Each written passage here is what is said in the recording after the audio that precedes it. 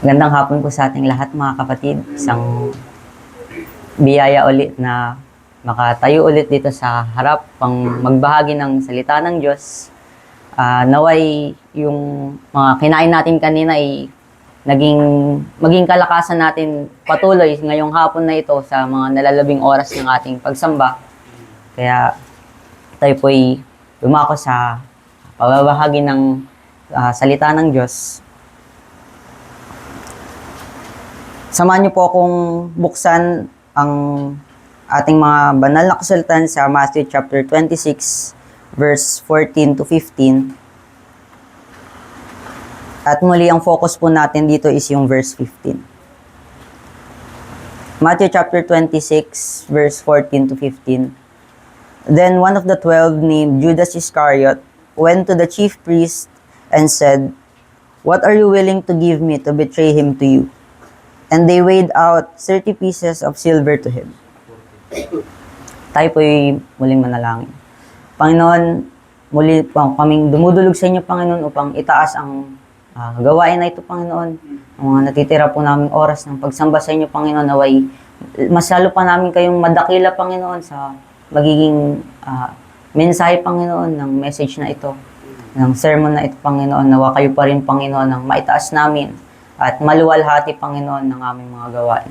Tulungan niyo po nga, Panginoon, at samahan niyo po kami upang manatili po ang aming mga focus at attention po, Panginoon, dahil alam namin na ito po ang oras ng mapanglaw na pag-iisip, Panginoon, kaya nagiging relax po ang aming puso at na lilihis ang aming mga focus at attention, Panginoon. Kaya sa iyo po namin itinataas, Panginoon, ang paghingi namin ng tulong sa inyo upang mag-persevere pa po kami, Panginoon, sa gawain na ito. Ang aming samot dalangin sa pangalan ni Jesus. Amen. So, last Sunday po ay na pag-aralan natin yung trahedya nung kay Judas Iscariot, kung paano niya ibinargain yung Panginoon para lang sa 30 pieces of silver. And doon tayo mabibigyan ng tanong kung magkano ba or what are you willing to give to betray. Ay, yung mayano natin yung tanong niya doon na kung ano yung maibibigay ng mga Pariseo sa kanya para maipagkalulo niya si Jesus. At doon din natin makita yung tanong na kung how much is yung salvation natin and ano yung halaga nito para sa atin. So, meron tayong natalakay na dalawang point. So, yung point 1 natin is yung a low view of Christ leads to a cheap exchange. So, binigyan tayo dito ng warning na yung pag-betray natin kay Christ sa mga puso natin is pwede nating makita sa pag-value ng comfort, ng reputation or fame, or yung mga earthly possessions natin na natatanggap, o mga blessings na natatanggap natin materially na nakukuha natin sa Panginoon kaysa sa pagkakaroon natin ng isang relationship na mas malalim pa kay Kristo or yung communion natin kay Christ. And dito natin makikita din yung mga sin to mortify na dapat tayong maging vigilant is yung spiritual undervaluing of Christ. And makikita natin to sa mga ways like neglecting worship for worldly pursuits or yung mga agendas and goals natin sa buhay more than sa pag-pursue natin kay Kristo. And valuing comfort over obedience or yung pagpili na lang natin ng convenience more than sa pagsunod natin even though na inuutos sa atin ng Panginoon na yung mga gawain na dapat nating gawin ay mas pinipili na lang natin na manatili lang doon sa comfort na nakikita natin. So, isang magandang reminder din kanina na pag-aralan natin yung perseverance. So, yung pagbabalyo natin ng comfort more than sa obedience, doon na agad nawawala yung pagkakaroon natin ng perseverance as mga tinawag ng Panginoon, mga tao ni Christ. And ano ang gospel cure natin dito sa first point?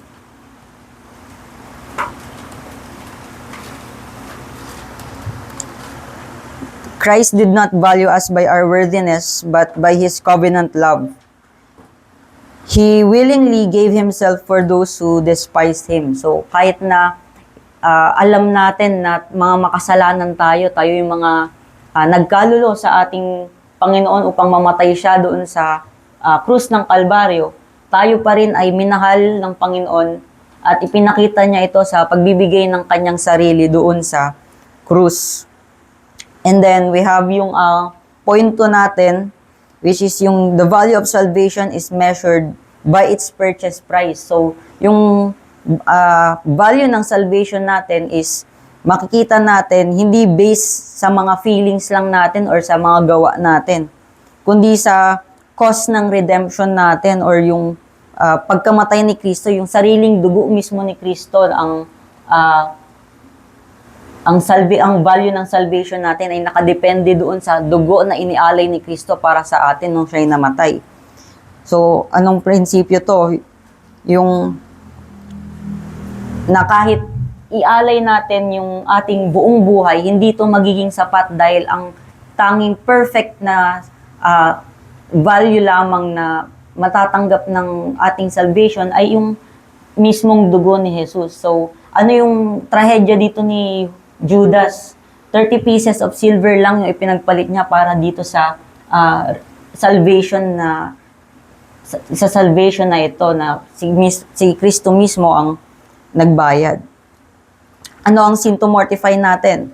Taking salvation for granted. Yung pagkakaroon natin ng mga yung pagmamanifest nito sa ating casual worship. Pag sinabi natin casual worship, hindi ito yung systematic. Pag sinabi kasi natin systematic is sunod-sunod. So by being casual in worship, hindi natin nasusunod yung utos ng Panginoon na igalang ang Sabbath day at gawin itong banal dahil tinitake for granted natin na isang araw lang naman ito or maging isang araw lang ang pagiging absent natin is okay lang naman kasi maintindihan naman ni Lord, which is mali dahil inuutos nga sa atin na sambahin natin siya tuwing Sabbath day. And doon din makita yung pagiging selfish natin dahil isang araw lang naman ang hiningi ng Panginoon pero ninanakaw pa rin natin to through casual worship. And we have prayerlessness, yung pagkaligta ng pananalangin even though dahil nakikita natin na yung mga bagay ay mayroong may parang quantity, inaano natin siya, kina-quantify natin yung mga bagay which is yung pagka-categorize ng things na hindi mo naman kailangan need ng prayer dito dahil maliit lang yung natanggap mong blessings, which is mali. Even though nagmimerienda ka lang, hindi mo pa may pagpasalamat sa Panginoon, isa ring form ng prayerlessness dahil maliit man or malaki ang binigay sa'yo, despite sa kung gaano kalaki yun, ay biyaya pa rin ito na nanggagaling sa Panginoon. Indifference toward holiness or yung pag-pursue natin sa mga bagay na hindi naman ka aya-aya sa harap ng Panginoon. Mga acts na ginagawa natin na taliwas sa pagiging holy o pagiging banal na hindi nagre-reflect sa image ni Christ as our Lord na isang holy na tao. The neglect of Scripture, yung ating devotions ba, personal devotions ba natin ay napapanatili pa rin ba natin? Nagbabasa pa rin ba tayo ng ating mga Bibles? And the lack of gratitude for redemption. So, yung pagbabaliwala natin ng nung cost, magnificence ng ating salvation sa redemption natin sa pagkamatay ng ating Panginoong Jesucristo. And ano ang ating gospel cure dyan? That our salvation rests on Christ's finished work. Or dahil tapos na ang salvation natin dahil nagawa na ito ni Kristo. wala nang kailangang pumalit pa or humalili pa doon sa ginawa ni Jesus sa krus ng Kalbaryo para sa ating ikaliligtas. Anong takeaway natin sa first 2 points na yon, na ang proper response sa costly grace na ito is not complacency or pagiging panatag na sa ating nakuhang biyaya ng kaligtasan. But instead, ipakita natin ito sa pagiging grateful sa ating worship or sa pagiging mas mainam pa na paggawa sa ating iglesia or ang paglilingkod, service natin towards sa ating mga kapatid bilang pag-mirror sa service ni Christ na ginawa doon sa kanyang obedience ng pagkamatay niya sa krus. And clinging to Christ alone, whose sacrifice purchased what no earthly treasure could ever buy. So walang katumbas na yaman or buhay ang makapagpapalit doon sa ginawa ni Kristo sa pagbili niya sa atin sa kamatayan at sa kasalanan. So ngayon, pupunta naman po tayo sa ating point 3. What we treasure reveals what rules our hearts. So kung ano yung pinapahalagahan natin, yun ang nagpapakita sa kung ano ang nagdidikta sa ating mga puso. So ang principle natin dito is the true worth of salvation is revealed by the place Christ occupies in our affections. So yung kahalagahan ng ating kaligtasan ay naipapakita sa kung paano natin ilalagay or kung saan natin inilalagay si Kristo sa ating puso. Inuuna ba natin siya? Or pinapangalawa lang ba natin? Or nauhuli na si Kristo sa ating mga puso dahil napupuno na yung mga puso natin ng mga affections or mga goals, mga treasures, earthly treasures na mas kinababalingan natin ng ating attention kaysa sa pag-pursue natin kay Kristo. Sabi nga sa Philippians chapter 3 verse 7 to 8, "But whatever things were gained to me, those things I have counted as loss for the sake of Christ. More than that, I count all things to be lost in view of the surpassing value of knowing Christ, Jesus my Lord, for whom I have suffered the loss of all things and count them but rubbish so that I may gain Christ." So, lahat ng mga bagay, sabi dito sa Philippians, sa mga letters ni Paul, lahat ng mga bagay na natanggap niya, kinount niya as loss or kawalan. Dito pa nga sinasabi niya, kinakount pa niya as rubbish or basura lang para lang makuha niya si Kristo. So, dito makikita natin kung paano piniplace ni Apostle Paul si Christ sa kanyang affections or sa kanyang puso, na mas pipiliin pa niya na si Kristo kaysa doon sa mga earthly gains na natanggap niya all throughout his life. Alam naman natin na si Pablo ay isang Pariseo noon. Bilang isang Pariseo, meron siyang wealth din naman na natanggap noon dahil nung mga panahon ni Pablo, ang mga nakapag-aral lang is yung may mga pera. So kung meron kang education o may napag-aralan ka, ibig sabihin meron kang yaman. Pero anong nangyari kay Paul, 'di ba? Mas pinursue pa niya na ipalaganap yung salita ng Diyos, pupunta sa kanyang mga journeys na upang maipalaganap yung salita ng Diyos, kesa ipagpatuloy niya yung pagiging kanyang Pariseo, which is, alam naman natin na naging torn din sa kanyang buhay mananampalataya dahil yung dating pinaglilingkuran niyang mga synagogues or mga Hudyo dati na pinaglilingkuran niya, siya namang tumataligsa sa kanya noong naging mananampalataya na siya at sumampalataya na siya kay Jesus. Sabi din sa Psalms chapter 73 verse 25 to 26, Whom have I on heaven but you? And besides you, I desire nothing on earth. My flesh and my heart may fail, but God is the strength of my heart and my portion forever. So, kinukonsidera ng salmista na ang Diyos ang kanyang pamana or ang portion niya, share niya sa dito sa lupa magpakailanman. And doon siya kumukuha ng kanyang strength, joy strength and joy sa kanyang buhay. So, kung ikukumpara natin to sa panahon natin ngayon, hindi natin kumbaga, mas common na ang strength and joy ay makikita natin sa mga earthly things o mga blessings na natatanggap natin. Tanungin mo mga tao sa labas kung saan ka nakakakuha ng kasiyahan mo. Unang-unang sasabihin siguro nila, pera. Kung meron po akong pera, masaya ako. Kung meron po akong pera, panatag ako. Pero alam naman natin na ang tanging kalakasan ng tanging kasiyahan at ang tanging pag-asa lamang natin ay si Kristo.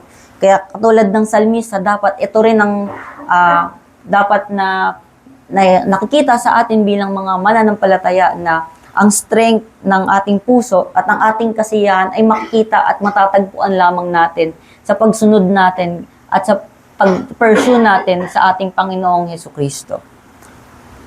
Judas followed Christ physically but never treasured Him spiritually. Maaring nagsasabi tayo, nagpo-profess tayo na ako'y Kristiyano, pero taliwas ang mga gawain natin, ang mga pag-uugali natin sa kung ano ang sinasabi ng ating mga labi. Iba ang direction ng ating puso sa direction na kung ano ang sinasabi natin. Isang example dito si Judas na kasama niya ang ating Jesus, ang ating Panginoong Hesukristo, pero ang puso niya nandoon sa pitakan nila. Nandoon sa hawak-hawak niyang pera. He was near Christ without belonging to Christ. Maaring yung mga physical bodies natin is present here in church, but never near the gates of our church. Maaring yung mga katawan natin nandito, present tayo physically, but absent tayo spiritually. Or even sa mga isip natin. Yung pag-iisip natin is out there sa mga anxieties natin sa buhay, sa labas. Maaring nakikita tayo every Sunday dito sa church. Pero yung mga gawa natin, mga pag-iisip natin ay nandoon pa rin sa bahay natin, sa trabaho natin, sa school natin, sa mga problema natin. Huwag tayong tumulad kay Judas. Nakasama na nga niya ang Panginoon na natatanggap niya na yung blessings physically and directly. Nakikita niya yung mga miracles ni Jesus ng kanyang mga sariling mata. Pero wala pa rin yung puso niya doon kay Kristo. Sabi nga sa Matthew chapter 13 verse 44, "The kingdom of heaven is like a treasure hidden in the field, which a man found and hid again. And from joy over it, he goes and sells it all that he has and buys that field."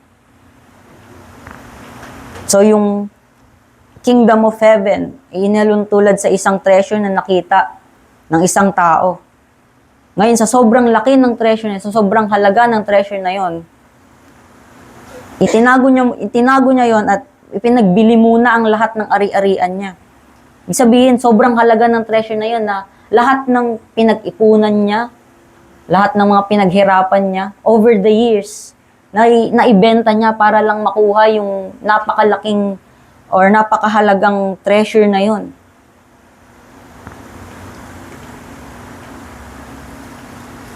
We may stumble, struggle, and sin, but regenerated heart treasures Christ above all else because the Spirit has opened its eyes to His beauty. Maaari tayong matalisod, matumba, or bumalik sa mga kasalanan natin, pero kung tinitreasure natin si Kristo above sa lahat ng mga nakukuha natin or above doon sa kasalanan na iyon, the Spirit itself will open our eyes doon sa beauty na ipinapakita ni Kristo dahil meron tayong pag-asa pag tayo nakatingin kay Kristo. Hindi doon sa mga bagay na natatanggap natin. Sabi sa 2 Corinthians chapter 4 verse 6, "For God who said, 'Light shall shine out of darkness,' is the one who has shown in our hearts to give the light of the knowledge of the glory of God in the face of Christ. But we have this treasure in earthen vessels, so that the surpassing greatness of the power will be of God and not from ourselves.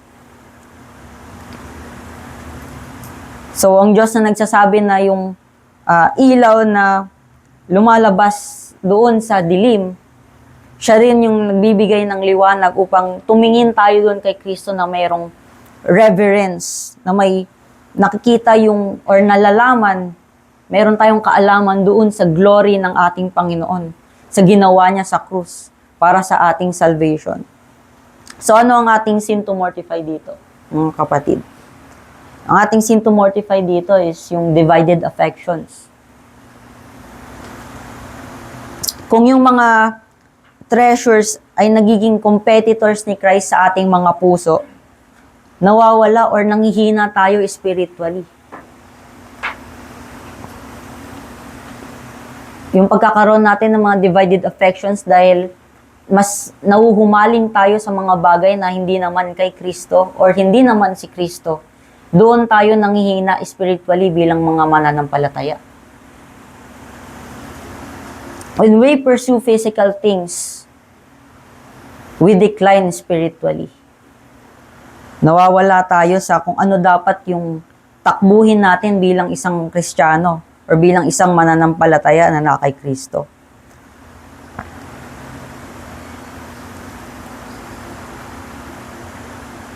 Ano ang ating gospel cure? The Holy Spirit continually reveals the glory of Christ to believers through the word and ordinance of grace. Sabi sa 2 Corinthians chapter 3 verse 18, "But we all, with unveiled face, beholding as in a mirror the glory of the Lord, are being transformed into the same image from glory to glory, just as from the Lord and the Spirit." So, sa ating mga divided affections na to na nag-weaken sa atin spiritually, na nagkukos sa atin ng ating pagkakasala or mga stumble sa ating lakbayin or takbuhin bilang mga mananampalataya, meron pa rin tayong pag-asa kay Kristo at sa banal na espiritu na continually binabago tayo. Katulad nga ng sa Reformed Baptist na theology, we are always reforming. So patuloy pa rin tayong binabago, hinuhubog, nililinis ng ating Panginoon, ng dugo ng ating Panginoon sa ating pananampalataya. And as we behold Christ by faith, our love for Him grows and worldly treasures lose their power. So kung mas lalo nating iniibig si Kristo, mas nawawala yung affections natin or yung entanglement natin, attachments natin doon sa mga worldly treasures na siyang sumisilaw sa atin sa kung ano ang dapat nating tinitingnan. Tinitingnan dapat natin ay ang ginawa ni Kristo sa krus. Sabi nga sa John 17 verse 24, "Father, I desire that they also, whom you have given me, be with me where I am, so that they may see my glory which you have given me. For you loved me before the foundation of the world." Isang pag-asa sa atin na minahal na tayo bago pa nalalang ang mundo. Isang assurance sa atin na minahal na tayo ng Diyos bago pa man tayo tumalikod sa mga kasalanan natin. Na pinili na tayo ng ating Panginoon before pa naitatag yung mundong ito. Before ka pa sumampalataya sa Kanya. Isang assurance ito na kahit merong tayong pagka-stumble sa ating lakbayin, tayo'y itinataas pa rin ng Panginoon. Kagaya ng sinabi ni Pastor Boy kanina, isang quotation sa Bible na kung ibinagsak ka ng 7 beses, 7 beses ka rin itataas ng Panginoon. May pag-asa tayo sa Panginoon. Sa Psalms chapter 16 verse 11, "You will make known to me the path of life. In your presence is fullness of joy. In your right hand there are pleasures forever." Sa presence ng ating Panginoon, mayroong fullness of joy. May kasiyahang lubos. Hindi natin to basta-basta makukuha lang sa mga earthly treasures natin dahil alam natin yung earthly treasures na yon na minsan ay pinanggagalingan ng ating kasiyahan ay nauubos or nawawala. Minsan sa isang iglap nga lang. magkaka-blessings ka ngayon, bukas, or maya-maya, wala na. Ganon kabilis ang joy na makukuha natin sa mga worldly treasures na natatanggap natin. Pero sa Panginoon, your presence is fullness of joy, nag-uumapaw na kasiyahan. And in your right hand, there are pleasures forever. May pag-aaliw forever. Pag ikaw ba naaliw sa sanlibutan, hindi ba't panandalian lamang? Manonood ka ng mga nakakatawang videos, ilang minutes lang naman yun, tapos na. Sasaya ka ng ilang minuto, tapos pagtapos nun, balik ka na ulit sa kung ano yung problema mo. Ano yung mga naiisip mong mga kabigatan sa buhay, bumabalik agad sa'yo. After lang ng isang video na yun or isang episode na yun.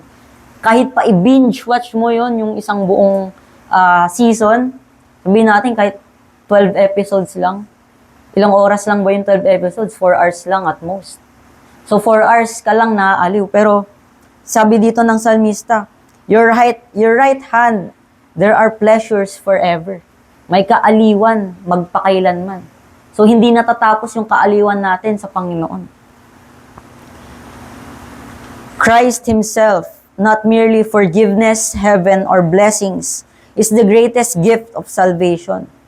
Si Kristo mismo ang pinakamaganda or pinakamalaking biyaya ng ating kaligtasan. Dahil kung hindi dahil kay Kristo, wala tayong forgiveness, wala tayong kapatawaran.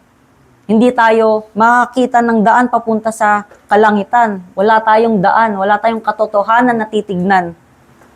At wala tayong biyaya na matatanggap upang makarating tayo doon sa trono ng Diyos ng ating Amang nasa langit.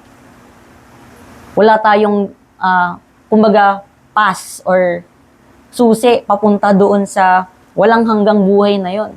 Kung hindi dahil kay Kristo. Kaya si Kristo ang pinakadakila nating gift para sa salvation natin. Sa Colossians chapter 2 verse 2 to 3, that their hearts may be encouraged, having been knit together in love and attaining to all the wealth that comes from the full assurance of understanding, resulting in a true knowledge of God's mystery, that is, Christ Himself, in whom are hidden all the treasures of wisdom and knowledge. Kaya nung mga challenge na may bibigay ko sa ating lahat, may bibigay sa atin lahat ngayong hapon na ito. Examine our hearts honestly. Mag-reflect tayo within ourselves. Ano ba ang nakipagkompetensya kay Christ para sa affection natin? Ano ba yung mga bagay na umaagaw sa attention natin upang mas lalo pa nating ma-pursue si Christ? Mas lalo pang lumago bilang mga Kristiyano? What are you tempted to exchange for obedience? Ano ba yung may pagpapalit natin para sumunod tayo kay Kristo? Ano yung mga bagay na naglilihis sa atin upang tayo lubusang sumunod sa mga iniutos ng ating Panginoon? And itong metaphorical question, what is your 30 pieces of silver? Kung ikaw si Judas, ano ba yung 30 pieces of silver na kaya mong ipagpalit para doon sa biyaya na matatanggap natin infinitely kay Kristo Jesus? And what do your priorities reveal about the value you place on salvation? Ano ba yung mga priorities natin sa buhay? Ano yung mga inuuna natin? Para mawala yung value natin sa ating kaligtasan. May pagpalit natin ito sa comfort, sa ating credentials, mga reputations natin na inaalagaan, na mas mahalaga pa ang pakitang tao kaysa sumunod kay Kristo. May pinapatunayan ba tayo na hindi naman nakakatutulong pero importante sa atin para maipagpalit na tayo'y mananampalataya, makita na tayo'y mananampalataya, na tayo'y tagasunod ni Kristo. And ito po, in this week's challenge, nagbigay ako ng parang challenge para sa atin lahat, no, this week. Kung magagawa natin tong 5, and may pagpapatuloy natin ay salamat sa Diyos. Number 1 is to meditate at the cause of our redemption. Na-meditate na ba natin, napag-isipan na ba natin yung cause ng ating kaligtasan? Kung gaano kalaki yung ginawa ng ating Panginoong Jesus para tayo'y maligtas sa ating mga kasalanan. Thank Christ daily for purchasing your salvation with His blood. Napapasalamatan pa rin ba natin ang ating Panginoon sa kaligtasan na natanggap natin? O nagpapasalamat lamang tayo dahil sa mga blessings na nakikita natin sa harap natin? Tandaan natin na yung kamatayan ni Kristo ay hindi isang joke lang. Hindi siya namatay para dahil gusto lang niya. Namatay siya para sa ikaliligtas natin. Repent on any idol that has become more precious than Christ. Itong idol na to, hindi to yung mga rebulto lamang na nakikita natin na sinasamba ng ibang mga religion. Yung idol na to ay pwedeng maging mga activities, mga events, mga tao na mas nare-revere natin kaysa yung pag-revere natin sa ating Panginoon. Especially ngayon na lumalabas na naman o nag-iinit na naman yung mga usapin sa politika, may mga i-idolize na naman tayong mga tao para sa isang posisyon sa gobyerno. I-risk ba natin ang ating image of Christ bilang mga mananampalataya para doon sa politikong yon? Para doon sa taong yon?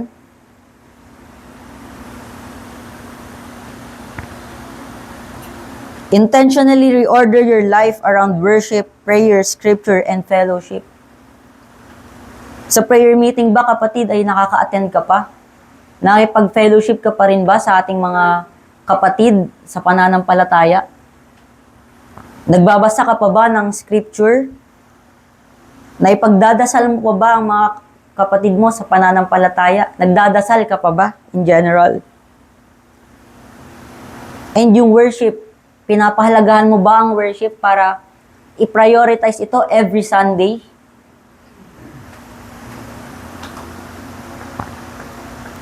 And lastly, ask yourself each day, does my life reflect the worth of the Savior who redeemed me? Nare-reflect ba natin si Christ sa ating pang-araw-araw na buhay? Itong isang mga examples na questions or pwede nating i-meditate this week kung nagagawa ba natin bilang mga mananampalataya. So for conclusion, nagtanong si Judas, what will you give me? Anong ibibigay mo sa akin? Tinanong niya sa mga Pariseo. Pero tinatanong tayo ng gospel, ano ba si Kristo sa atin? Ano ang halaga ni Kristo sa atin? Kung si Judas, nung tinanong niya yung mga Pariseo, binigyan siya ng 30 pieces of silver at nawala yung kanyang kaligtasan, nawala ang kanyang lahat. Tayo, nakatanggap tayo ng biyaya, ng kaligtasan, ng pagtubos sa dugo ni Kristo. And we gain everything through Christ. Because our salvation was purchased by the blood of the eternal Son of God, it is worth more than anything this world can offer.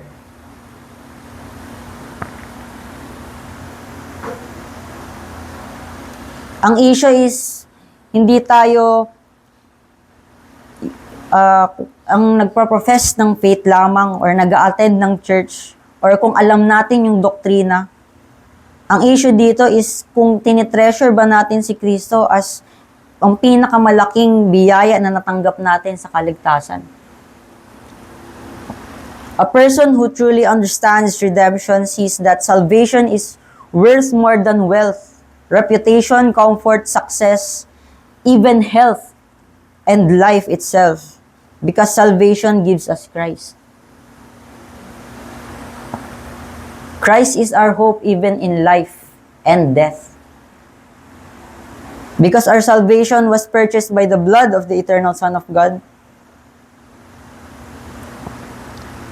the world has offered Judas 30 pieces of silver, but the Father has offered us His Son, Jesus Christ. Iko-quote ko lang po ang isang hymn dito, ang chorus ng His Robes for Mine. Sabi dito, I cling to Christ and marvel at the cost. Jesus forsaken, God estranged from God. Brought by such love, my life is not my own. My praise, my all shall be for Christ alone. Nakikita natin dito mga kapatid. I cling to Christ and marvel at the cost. And if we meditate kung ano yung cost na to, we will also marvel at the cost of our salvation. That Jesus, God Himself, was estranged from God. Ang Diyos tinakwil ang kanyang sarili para lang sa atin. Bumaba sa lupa para tayo tubusin. And if we were bought by such love, hindi na tayo para sa ating sarili lang. Tayo ay sa Diyos na. Kaya dapat ialay natin ang ating buong lakas, ang ating buong atensyon, ang ating mga affections sa pag-pursue kay Christ. Dahil siya ang ating greatest treasure. Kaya muli ko po kayong tatanungin mga kapatid. How much is your salvation? And what is its worth to you? Yun lamang po. Maraming salamat. Tayo po'y manalangin. Panginoon, nagpapasalamat po kami sa biyaya ng mensahe na ipinag-deliver sa amin ngayong hapon na ito, Panginoon, naway itanim niyo po ito, Panginoon, sa aming mga puso, na naway mag-meditate po kami, Panginoon, sa kung ano po ang cost ng aming salvation, kung gaano po ito kahalaga sa amin, at kung paano po namin ito mapapahalagahan, Panginoon, sa pang-araw-araw pa namin mga gawain. Kaya nawa, Panginoon, ng gumabay sa amin, Panginoon, ng humawak sa buhay po namin sa mga nalalabing oras ng araw na ito, Panginoon. Sa inyo po namin itinataas ang lahat ng bagay. Sa pangalan ni Jesus. Amen.